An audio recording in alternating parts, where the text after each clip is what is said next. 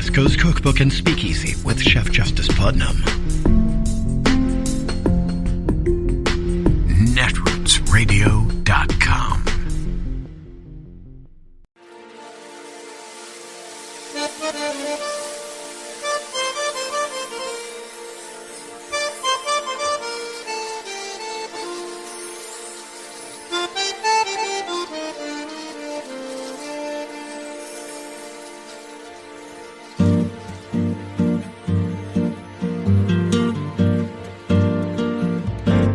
Je voudrais du soleil vert, des dentelles et des théières, des photos de bord de mer, dans mon jardin d'hiver.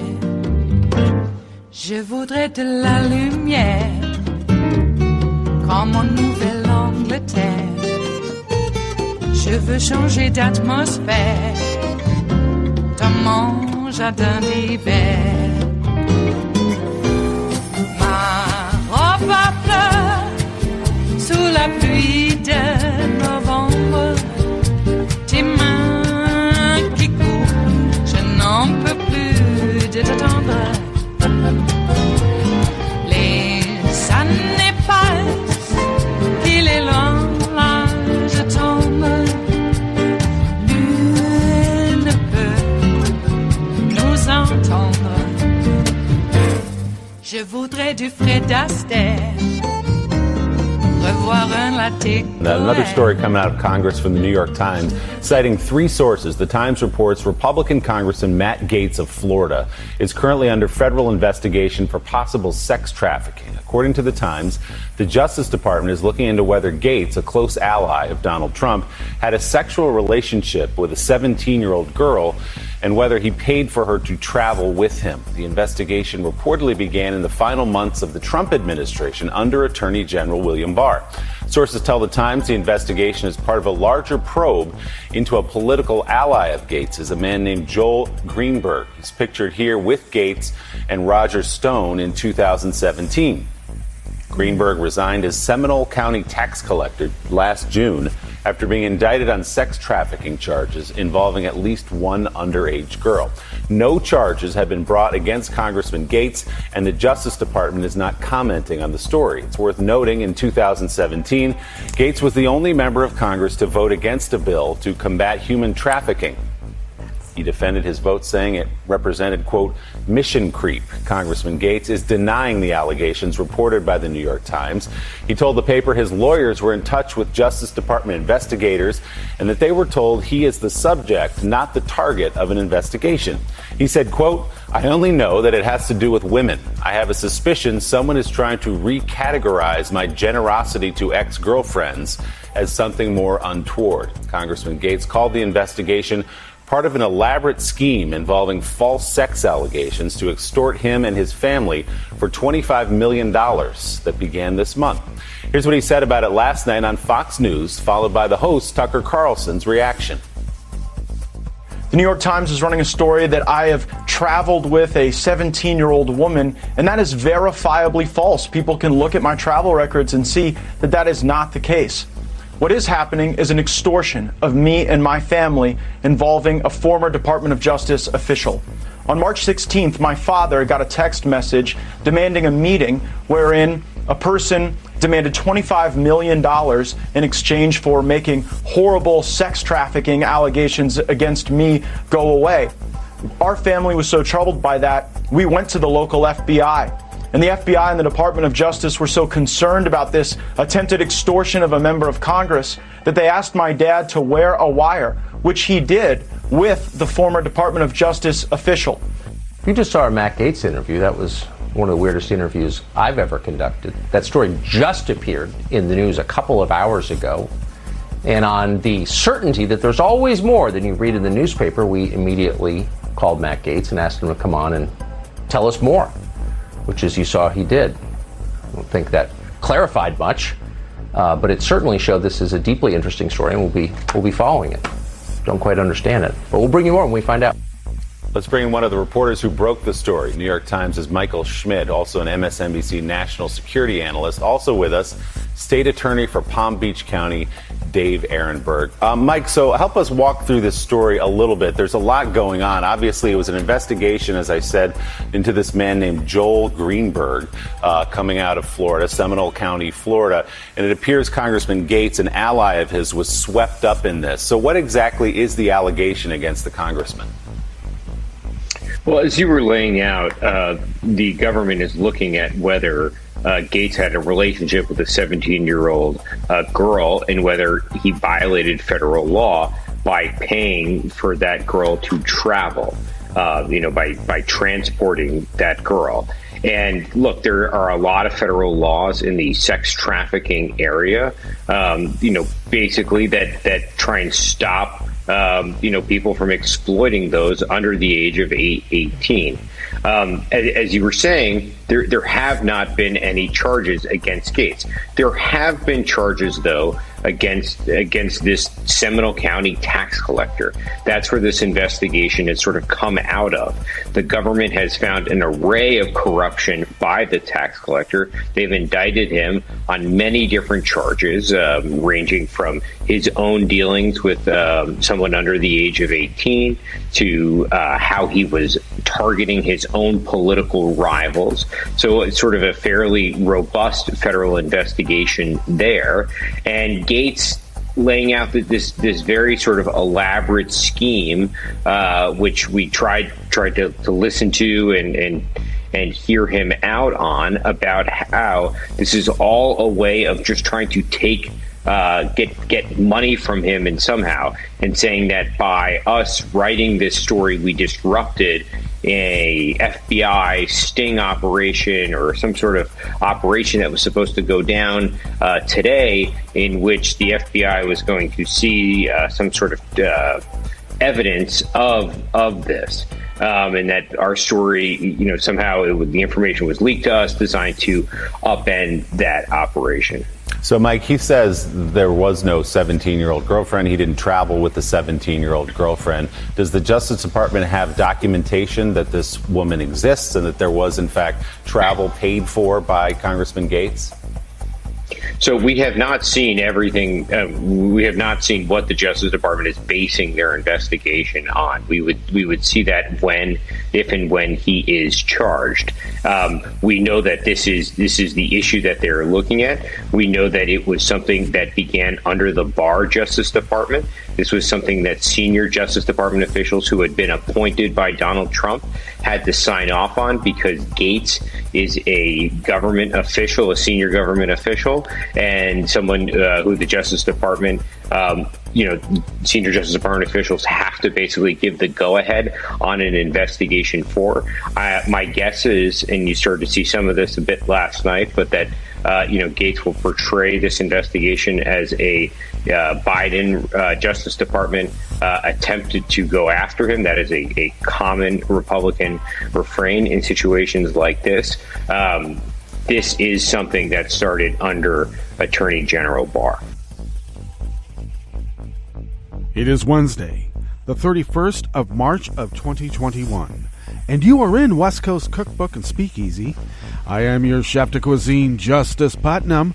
Gunner the English Bulldog is our snoozing sous chef, and our daily special is Smothered Benedict Wednesdays. Will no one rid us of these meddlesome priests? Yeah, so that we can finally get a separation of church and state, and finally get a lovely egg dish with a creamy, velvety hollandaise sauce. Well, so much going on, we got Matt Gaetz in the news, and he's always in the news, even though we try to ignore it, but this one seems a little delicious, and so we had to, have a little bit of Gaetz in our news today. Here in the salon part, the Bistro Cafe part, which is a salon of West Coast Cookbook and Speakeasy, and also the Chauvin trial continues, or will continue in a bit. I did take in some of the trial. I thought maybe I would just avoid it because, it just kind of makes me upset. And I have I don't know, let's call it a knee-jerk reaction against attacking traumatized witnesses to a crime. I just have a knee-jerk reaction against it. I know lawyers are just doing their job, and Chauvin's lawyer is just doing his job. But it was still, well, shall we say, disconcerting to see traumatized witnesses attacked, or black witnesses accused of being angry black people. The cops were so afraid of all those angry black people, they had to kill a black guy that they had handcuffed on the ground, face down. And, still floating the idea out there that George Floyd died of, something other than the fact that he was choked off with a knee to the throat. God. Yes, reasonable people would consider, and we have to find out how many reasonable people there are, at least on this jury. Some of the court observers did take note that the jurors, well, let's back up a little bit. These jurors, by and large, have not seen the tape, the video, the almost 10-minute video of George Floyd being killed. So I got to tell you, when you see that with the sound off, see it with the sound up, you recognize that something really bad is happening there. Just as each and every one of those bystanders that happened upon that incident thought something bad was happening. Normally, when cops take down people, you kind of look at it and go, they're arresting somebody. You might have been drunk. Who knows? You just kind of, I hate saying this, but it seems so all very common, doesn't it? Another person being arrested by the cops. Hardly take note. But this one they did. Because something bad was happening. And they were told, the cops were told that something bad was happening. And guess what? Something bad happened. At least from our value system, something bad happened with the Thin Blue Line gang. Maybe that was all part of the plan. Protect and serve. Who were you protecting and who were you serving? Because the citizens who were aghast at that incident were ignored and they were threatened. And then when they gave testimony on the stand, they were threatened again and accused of being the real perps. The cop who killed George Floyd is not the perp. The citizens redressing their grievances, they are the perps. And that made me rather angry. So then you have the EMT, the firefighter EMT testifying. And even the judge is castigating her. Well, excuse me. She stood up to a dick lawyer. Excuse me. Yeah, I know the guy's allowed to have leading questions, but by and large, U.S. citizens don't live in the court system. We don't always know the nuances and all the petty little rules. She said she was just finishing her answer. And the judge told her, I'll tell you when you're finished. What?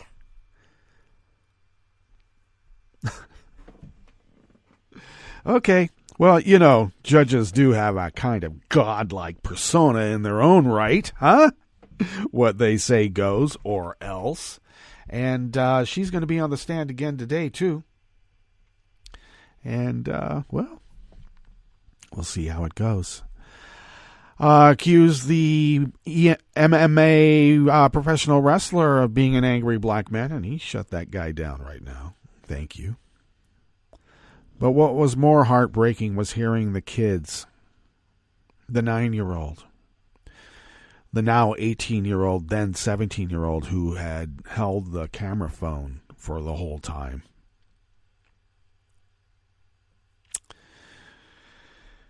And other kid too. That was heartbreaking. They're going to live with that for the rest of their lives. You know, I happened upon, when I was a small child with our family, driving in the Cascades, coming from Klamath Falls down to Eugene. We came upon a car crash, a head-on car crash, it being in the ice and snow.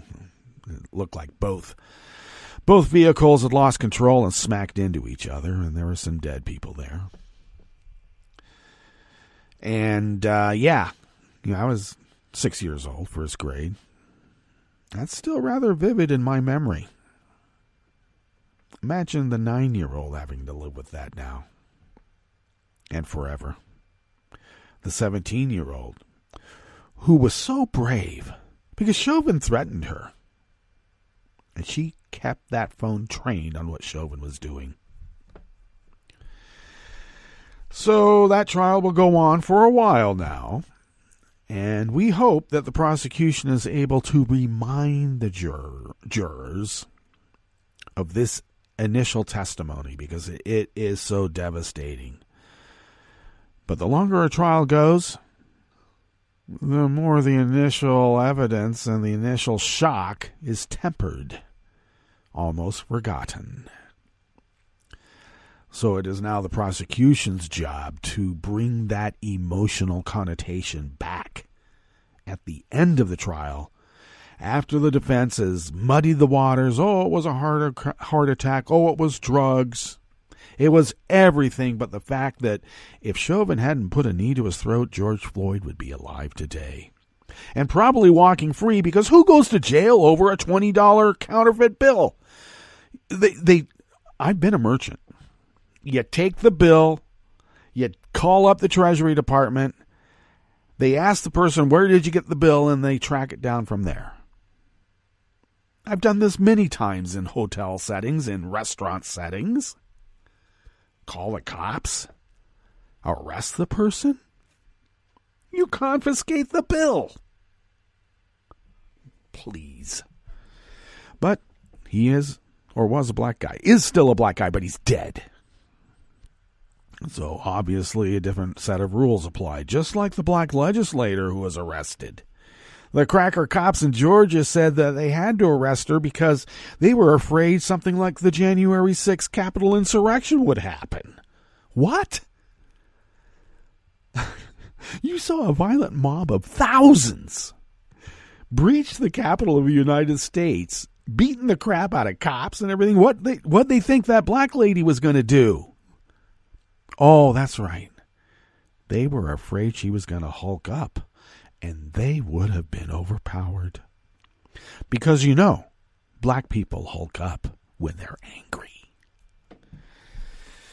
Okay, just don't call it systemic racism. Don't you dare. Don't you dare. What's on the rest of the menu here in the Bistro Cafe of West Coast Cookbook and Speakeasy? Well, at the top, Matt Gaetz. I did mention Matt Gaetz.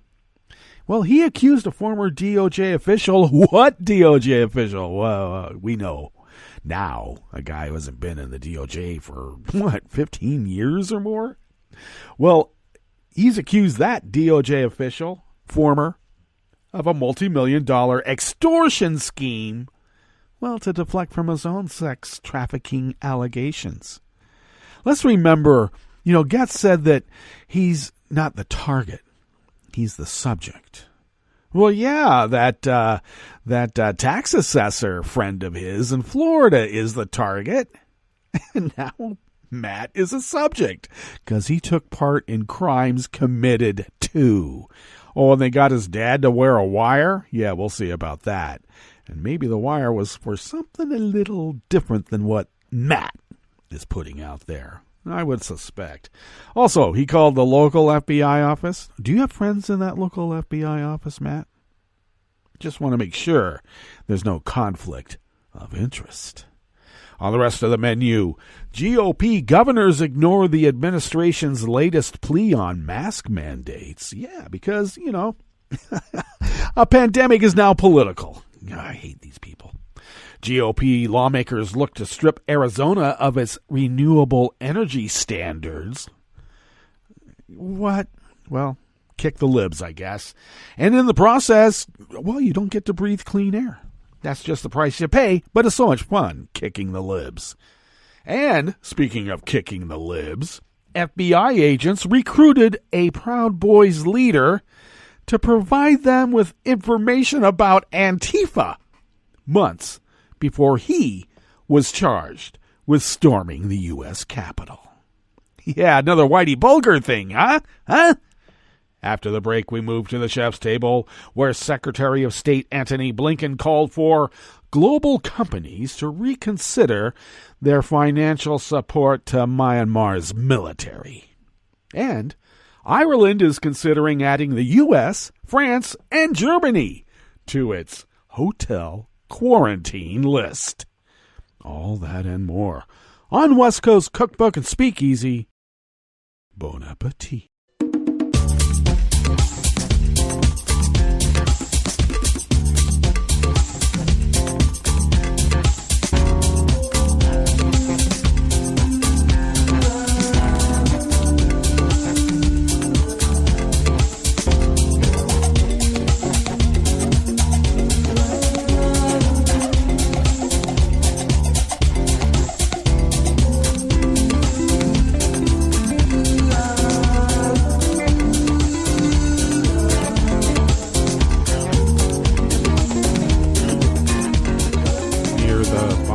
Homepage at netrootsradio.com.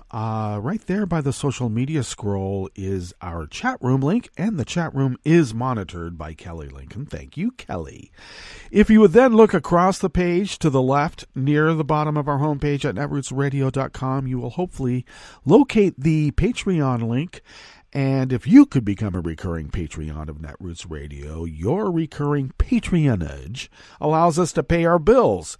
And I should also just mention that if you could afford an espresso type coffee drink and you could send those funds to us once a month, like I said, we are able to pay our bills. And when we pay our bills, somehow we fly under the radar. And we've been doing that for 10 years.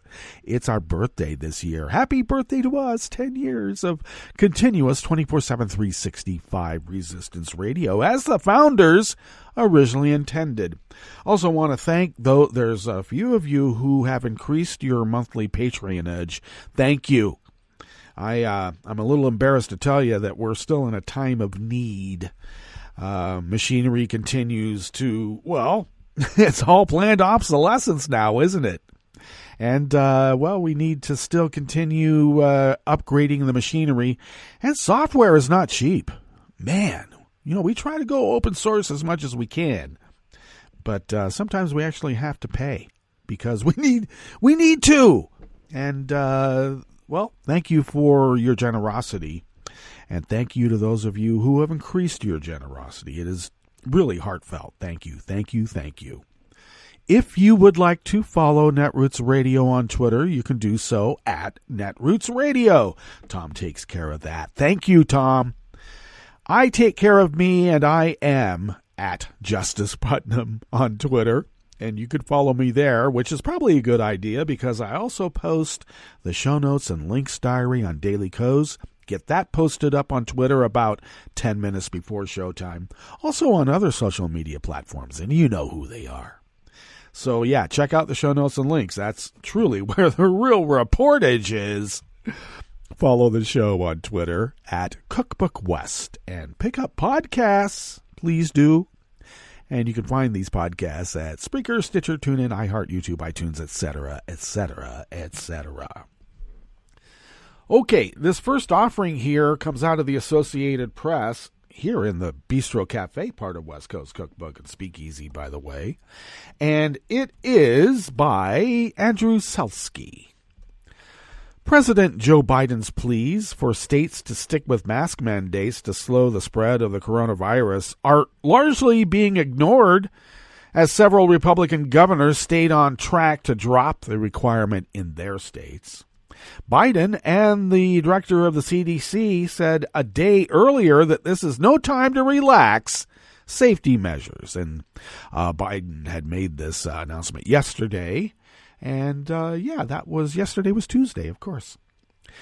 In a call with governors yesterday, Tuesday, CDC Director Rochelle Walensky buttressed that message by citing concerning national trends.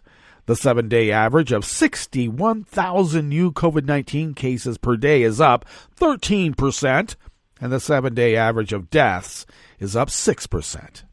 But Arkansas Governor Asa Hutchinson announced yesterday, he is dropping his state's mask mandate immediately, a day earlier than previously announced.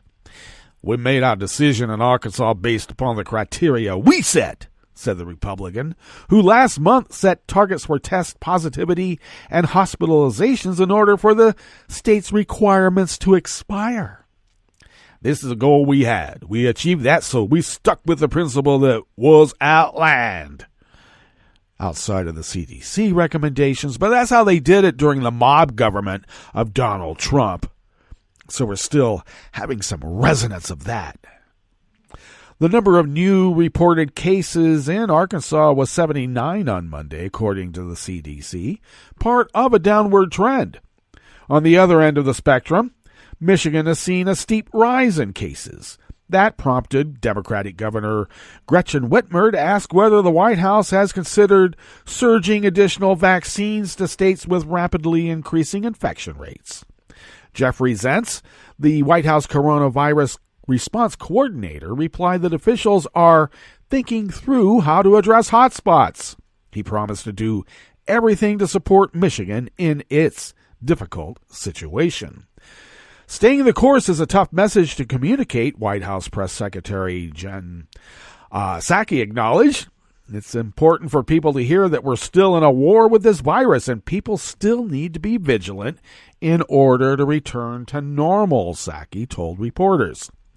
As more vaccines are deployed, with the nation on track to deliver 200 million doses overall by today, whether to enforce wearing of masks has become the latest partisan focal point in the battle against the virus.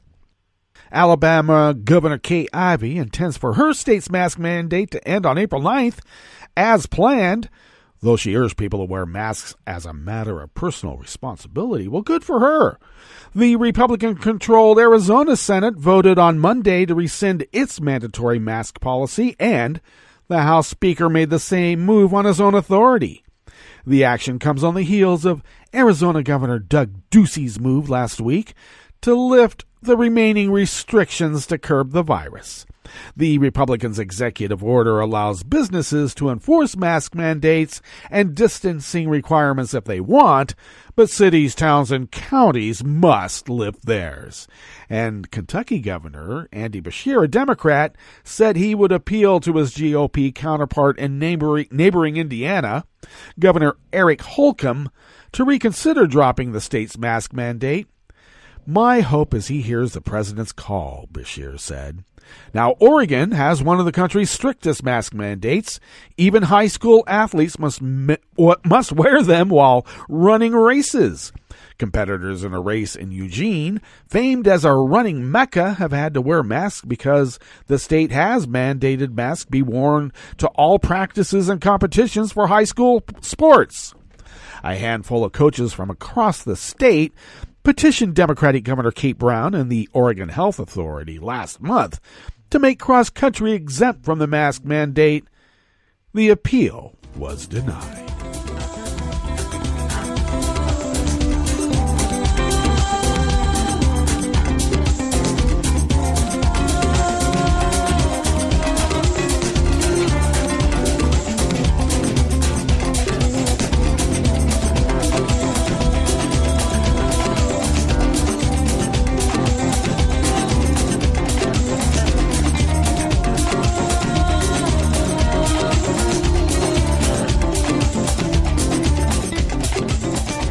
Jonathan J. Cooper of the Associated Press brings us this next offering here in the Bistro Cafe of West Coast Cookbook and Speakeasy, Smothered Benedict Wednesdays.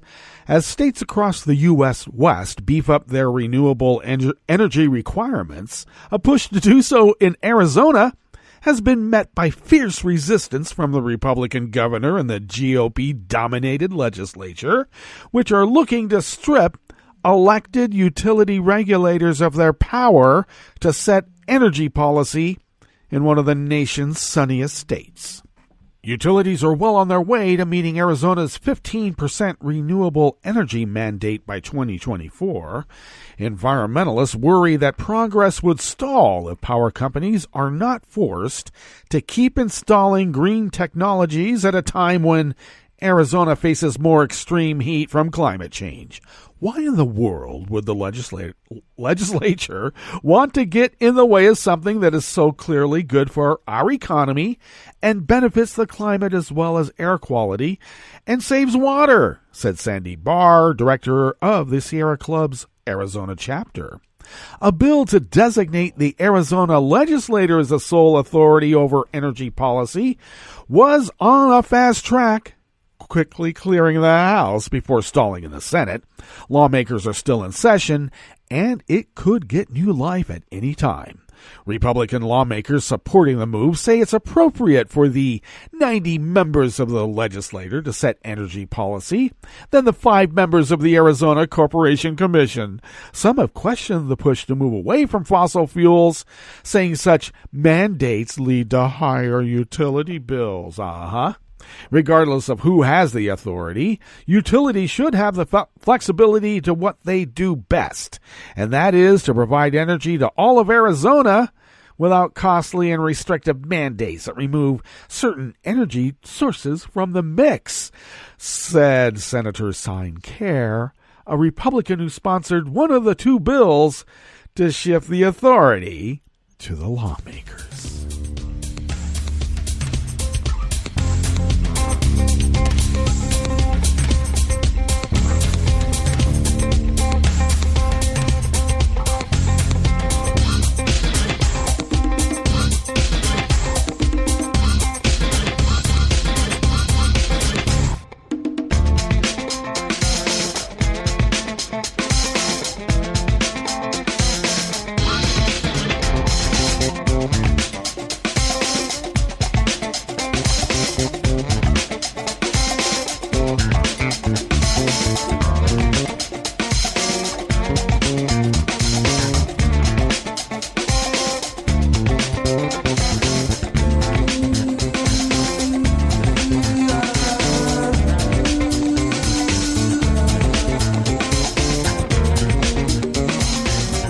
Michael Kunzelman, Michael Basalmo, and Jillian Flacus of the AP bring us this final offering here in the Bistro Cafe of West Coast Cookbook and Speakeasy.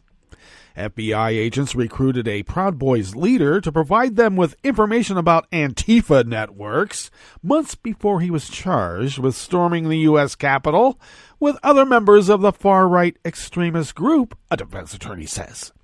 Proud Boys thought leader and organizer Joseph Biggs, known as Joey Biggs out here, agreed to provide the FBI with information about anti-fascist activists in Florida and elsewhere after an agent contacted him in late July of 2020 and arranged to meet at a restaurant, Biggs' lawyer wrote on Monday in a court filing. The 2 agents who met with Biggs wanted to know what he was seeing on the ground. And over the next few weeks, Biggs answered an agent's follow-up questions in a series of phone calls. They spoke often, the lawyer said, who is petitioning a judge to keep Biggs out of jail pending trial. The defense lawyer's claims buttress a widely held view among left-leaning ideological opponents of the Proud Boys that law enforcement has coddled them, condoned their violence, and even protected them during their frequent street brawls with anti-fascists. The Proud Boys even have counted some law enforcement officers among their ranks, including a Connecticut police officer and a Louisiana sheriff's deputy. Biggs also received cautionary phone calls from FBI agents and routinely spoke with local and federal law enforcement officials in Portland, Oregon, about rallies he was planning there in 2019 and 2020, according to his lawyer. These talks were intended both to inform law enforcement about Proud Boy activities in Portland on a courtesy basis, but also to ask for advice on planned marches or demonstrations, what march routes to take on Portland streets, where to go, where not to go, the lawyer wrote. Oh, you mean where they can go and beat up the most anti-fascists and the cops in Portland will help? Just like everybody suspected. FBI Director Christopher Wray said there was no evidence that Antifa was to blame for the January 6th violence, but that has not stopped some on the right from making the claims. Antifa was the Trump administration's villainous scapegoat, kind of like Goldstein was in 1984. For much of last year's social unrest following the death of George Floyd, Trump and then Attorney General William Barr blamed Antifa activists for some of the violence at protests over police killings of black people across the U.S. Now, the FBI and the Justice Department had launched a number of investigations into extremist groups around that time. They were focused on whether people were violating federal law by crossing state lines to commit violence, or whether anyone was paying to send Antifa followers to commit violence. And the official could not discuss the investigations publicly and spoke to the AP on condition that they don't tell anybody who they are. So they were investigating who was funding the busloads of Antifa. There were no busloads of Antifa, and Antifa's not being funded by anybody. FBI agents responded to police stations in several cities, including New York, to question suspects arrested during protests and focused on those who self-identified as followers of the Antifa movement. But investigators struggled to make any cases, in part because there is no hierarchical structure to Antifa. It's not a single organization, but rather an umbrella term for left-leaning militant groups that confront or resist neo-Nazis and white supremacists at demonstrations, according to the FBI official. Now, the FBI would not comment on why agents were meeting with Biggs or why the Bureau was trying to solicit information about Antifa through the Proud Boys. I suspect they were setting up another Whitey Bulger thing, and you know how it works. Just like in Whitey Bulger, the Proud Boys are just going to get rid of their competitors on the right so that they can ascend to the highest level of criminal activity with the help from the cops. All right, that brings us to our break, and when we get back from that break, we will go through weather from around the world, and we will finish up with the stories that we have curated for you today. You are listening to West Coast Cookbook and Speakeasy, and we will be right back. You are listening to netrootsradio.com. Please hang up and try again.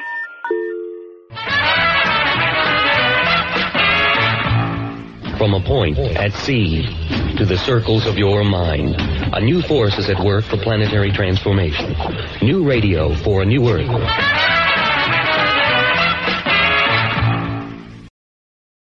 This is Take Two Movie Review. I'm Mike Friend. This week, Nobody to Love. Hovering between black comedy, crime noir, and expose, we have the new one I Care a Lot, with the award-winning Rosamund Pike nailing the lead as the nefarious Marla. Marla is a businesswoman, her business being having herself appointed by the court as a guardian for older people who allegedly can't care for themselves. With corrupt legal and medical accomplices and an apathetic court, she then converts the older people's assets into her own. She makes it look easy. This would be the expose component I mentioned, as what you see here isn't that far from reality. Marla's plans proceed swimmingly until she picks the wrong Mark, a Jennifer Peterson, played by Diane Weist, who has a connection to a serious Russian mobster, brought off by none other than Peter Dinklage. From this point, we get a smart, if roadrunner-ish, back-and-forth escalation of legal threats, plots and ploys, and lots of violence. Not to take anything away from Dinklage's performance, but we've seen this character before.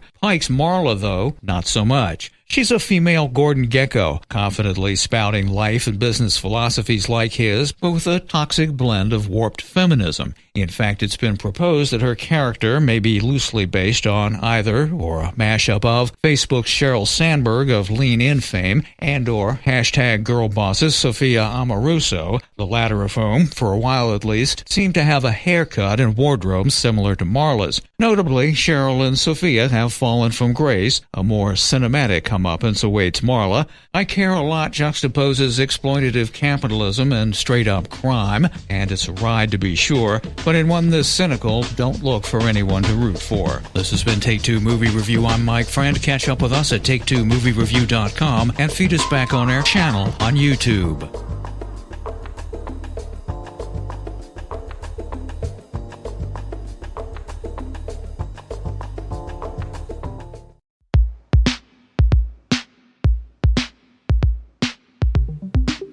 This is Scientific American's 60-Second Science. I'm Jason Goldman.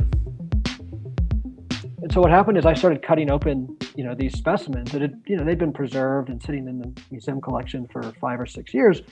And I just started, took a Dremel tool, cut off the shell, opened it up, looked at the stomach contents. And I was shocked to find that in the 10 animals that I looked at, 2 of those 10 animals had plastics in their stomach. Greg Pauly's original plan was to compare the diets of western pond turtles, native to the creeks of the UC Davis Arboretum, with those of red-eared sliders that have been introduced.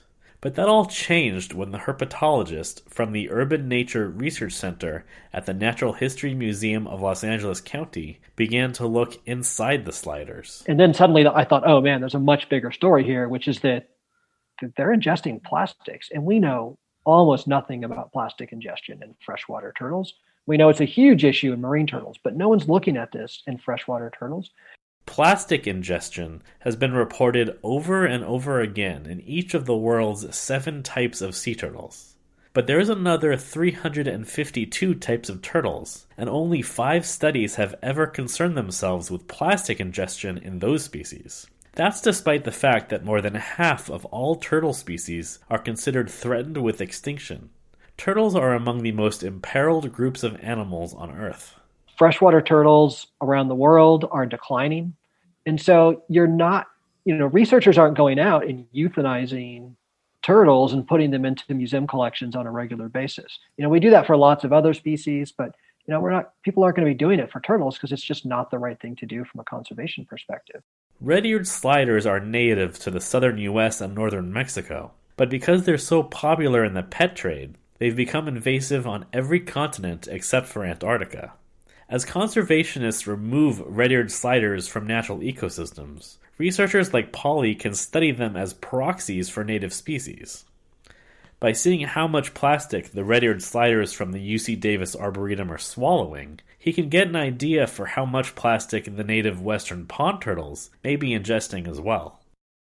The researchers found bits of plastic in 5 of 65 turtles, or 8%.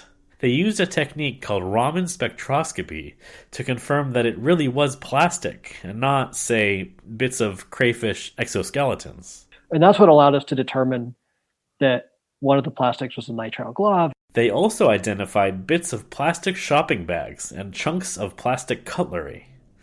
The results were published in the journal Scientific Reports. There's not this awareness that freshwater turtles have this potential threat of plastic ingestion.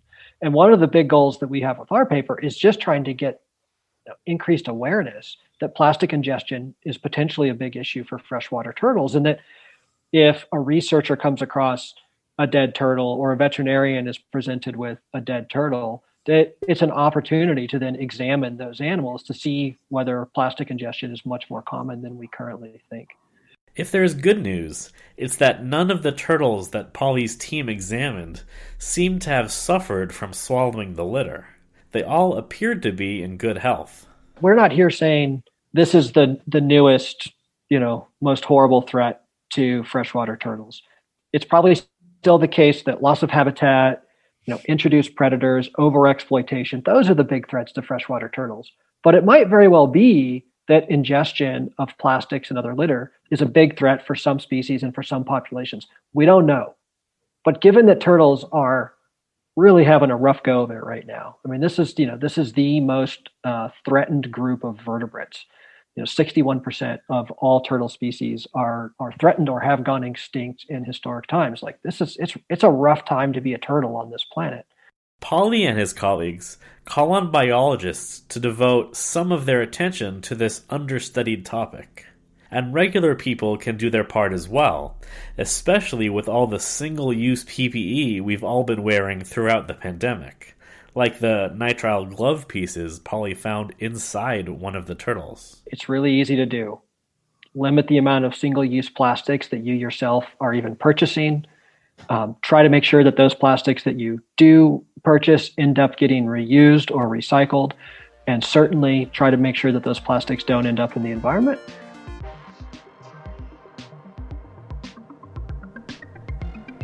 Thanks for listening.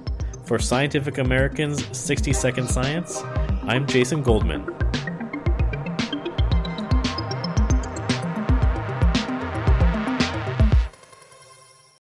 I'm probably okay to have one more drink before I drive home. I'm probably okay. I open the window to stay alert. Probably okay. I just popped some gum in my mouth. Step out of the car, please. I probably made a mistake.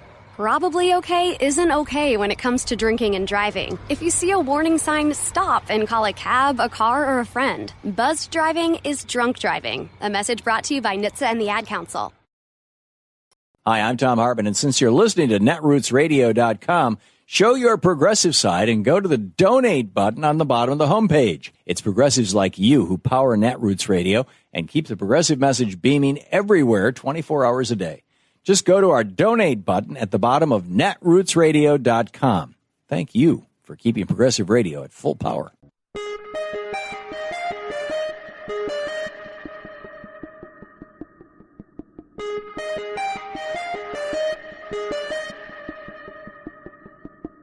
Could giving food or water to a 92-year-old standing in a line for hours under the hot sun waiting to vote be a crime?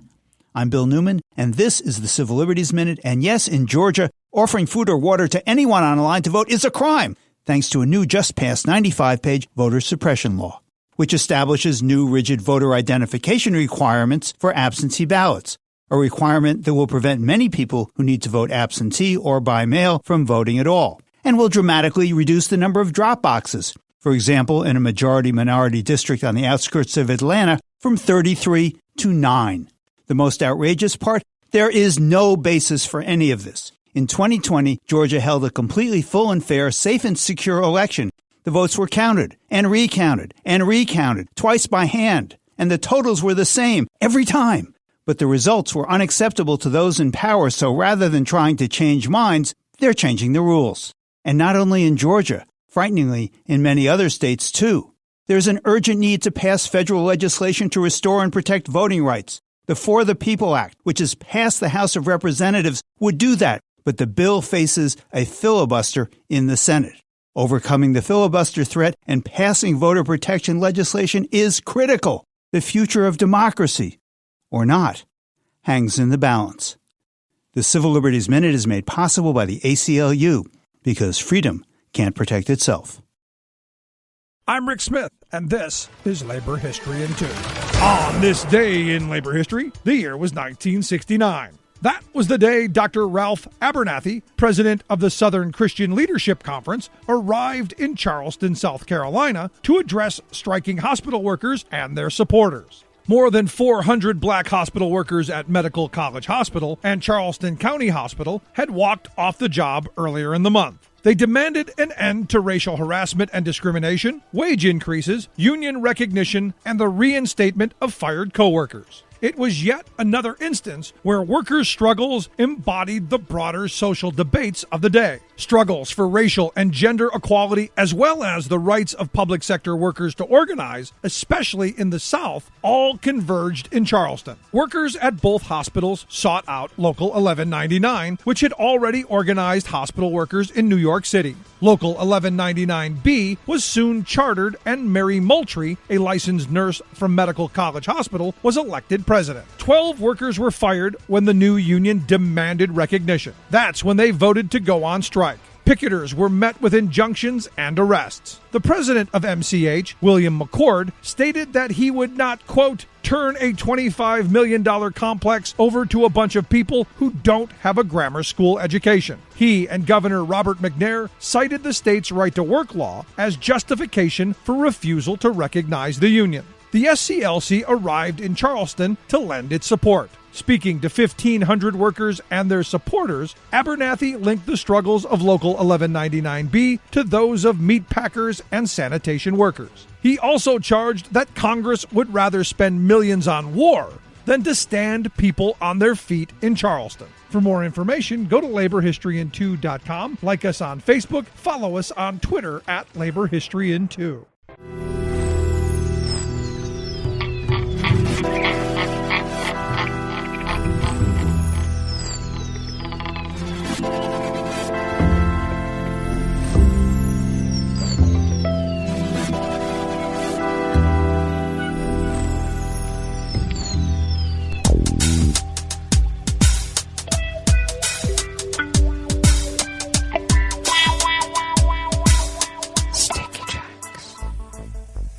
Thank you for accompanying us here to the chef's table at West Coast Cookbook and Speakeasy, Smothered Benedict Wednesdays.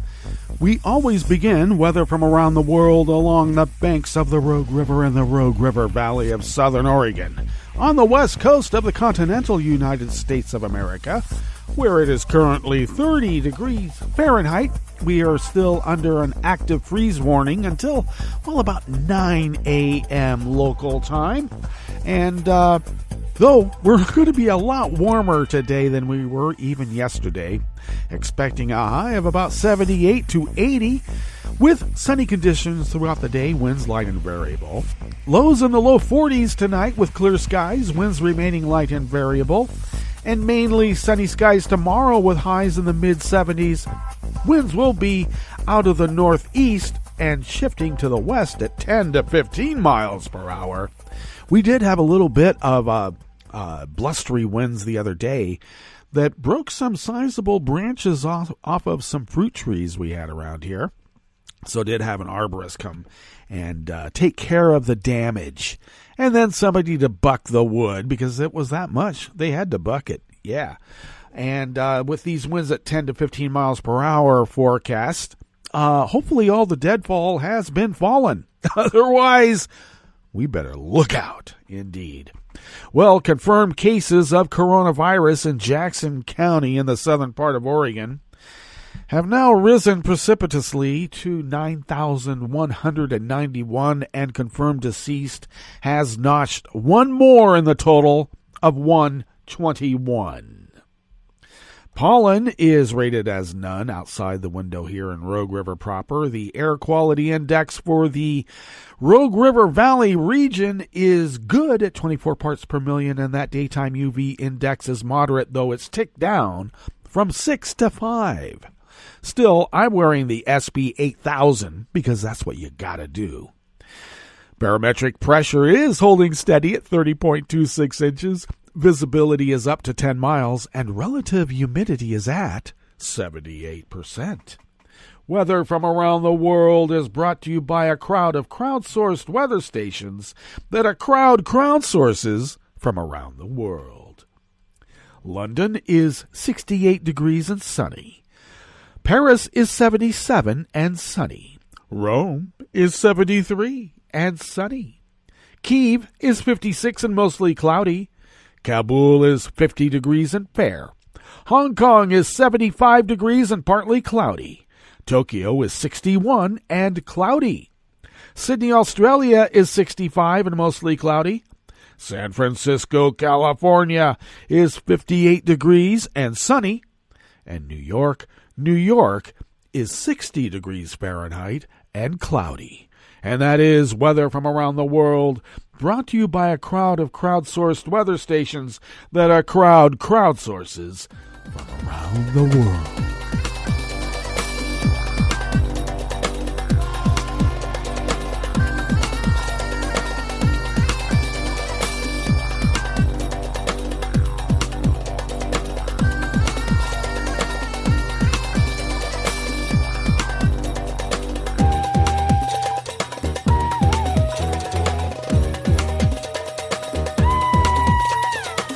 Lewis of Reuters brings us this first amuse-bouche here at the chef's table at West Coast Cookbook and Speakeasy Smothered Benedict Wednesdays. U.S. Secretary of State Antony Blinken called on international companies to consider cutting ties to enterprises that support Myanmar's military, and he decried its crackdown on anti-coup protesters. At least 512 civilians have been killed in nearly 2 months of protests against the coup, 141 of them on Saturday, the bloodiest day of the unrest.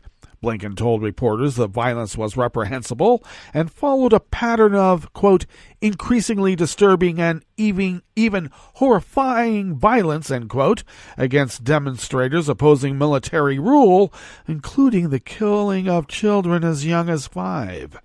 The U.S. has condemned the February 1 coup that ousted an elected government. Washington has imposed several rounds of sanctions, but Myanmar's generals have refused to change course. Blinken said other nations and companies worldwide should look into pulling significant investments in enterprises that support the Burmese military. They should be looking at those investments and reconsidering them as a means of denying the military the financial support it needs to sustain itself against the will of the people, he said. The United States last week placed Treasury sanctions on 2 military-owned conglomerates, which prevents U.S. companies and individuals from dealing with them. But some companies, including firms from U.S. regional allies such as Japan and South Korea, still have business relationships with the military-owned companies, according to activist groups. Activists have also called on international energy companies like U.S.-based Chevron to withhold revenues from natural gas projects they operate in Myanmar from the junta-controlled government. One of Myanmar's main ethnic minority rebel groups warned of a growing threat of major conflict yesterday, Tuesday, and called for international intervention against the military crackdown.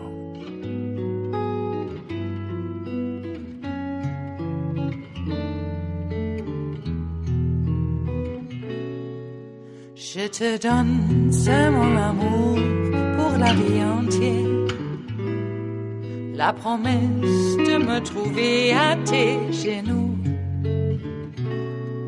Aussitôt que tu m'appelles, rester toujours fidèle, c'est tout, c'est tout. Je te donne tous mes printemps, mes étés de mer, mes automnes quand les feuilles tombent partout. Si ce n'est pas une bonne affaire, je te donne tous mes hivers. Reuters staff bring us this final amuse-bouche here at the chef's table at West Coast Cookbook and Speakeasy. The Irish government is considering health officials' advice to add more countries, including the United States, Germany, and France, to a list of jurisdictions subject to mandatory hotel quarantine on arrival, Deputy Prime Minister Leo Varadkar said. Ireland has some of the strictest travel restrictions in the EU, and last week followed neighboring England in bringing hotel quarantine for arrivals from countries deemed high risk or those without a negative COVID-19 test. The Irish Independent newspaper reported earlier yesterday, Tuesday, that officials had recommended a more than doubling of the list of high-risk jurisdictions with the addition of 43 countries. It also named Italy as being among those under consideration. Varadkar said more countries would be added, but that the government had to decide first whether to accept vaccinated travelers, examine if it had the hotel capacity, and sort out issues around EU freedom of movement rules when considering including other member states. With the exception of Austria, the 33 countries currently on the high-risk list are in Africa, Central and South America.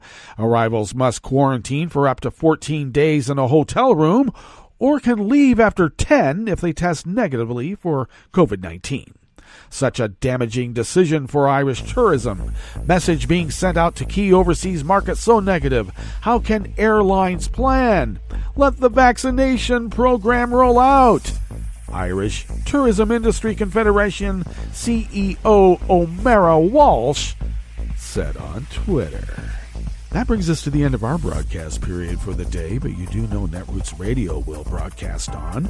And we're going to meet up tomorrow for Metro Shrimp and Grits Thursday, so do stay tuned to Netroots Radio all day and all night for all the breaking news as it breaks.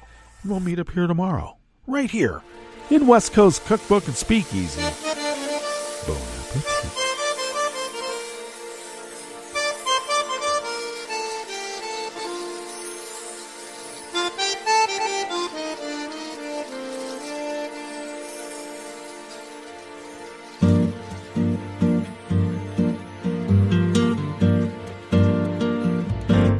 Je voudrais du soleil vert, des dentelles et des théâtres, des photos de bord de mer, dans mon jardin d'hiver.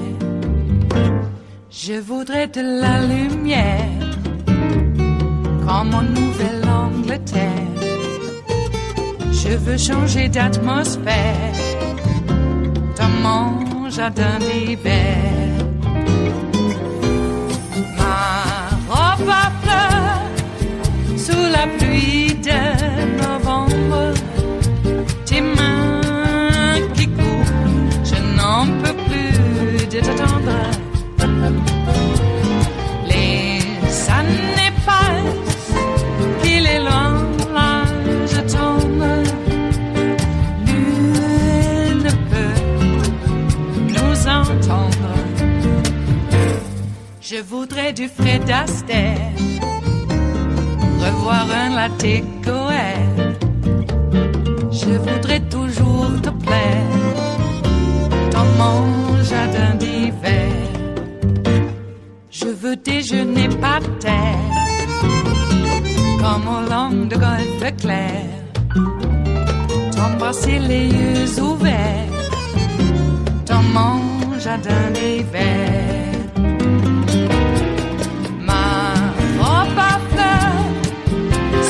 Pluie de novembre, tes mains qui courent, je n'en peux plus de t'attendre.